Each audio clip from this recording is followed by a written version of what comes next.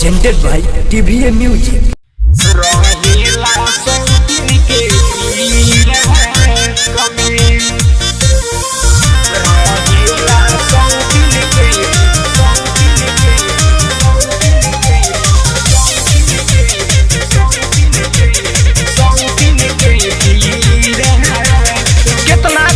सखी अपन भेद मोना के कितना बताई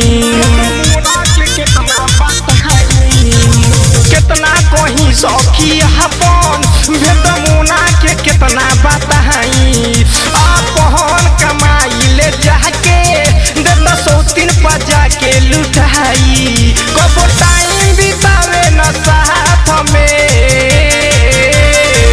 जब से भइल बा शादी हमारो रे सखी तब से रहेला 100 के फिराक में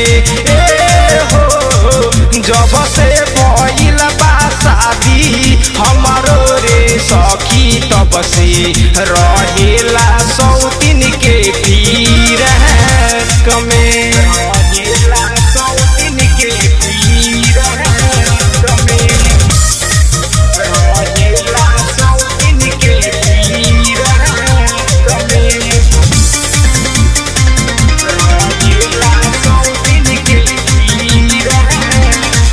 जहिया से भइल सखी हमरो गवानवा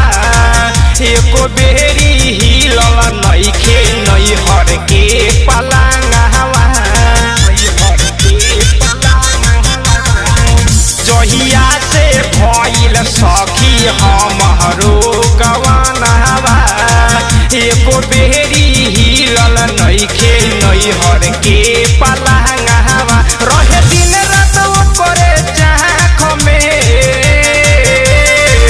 जब से भइल बा शादी हमारो रे सखी तब से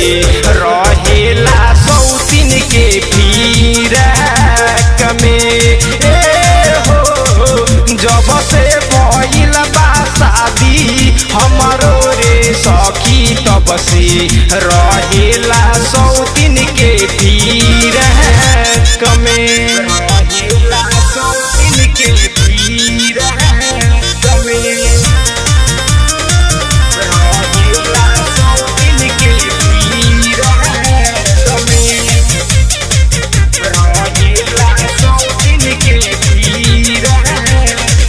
बाले माँ भी नहीं मानेला कहानवा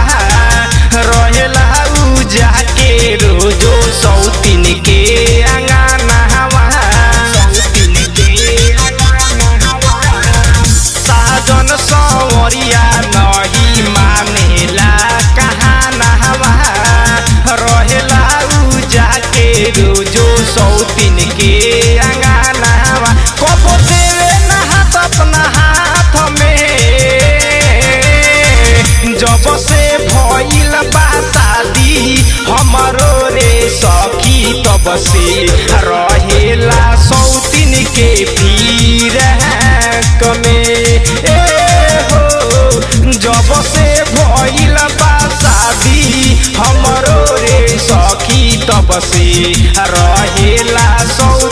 के फिराक में। ओम साई डिजिटल रिकॉर्डिंग स्टूडियो ढाका।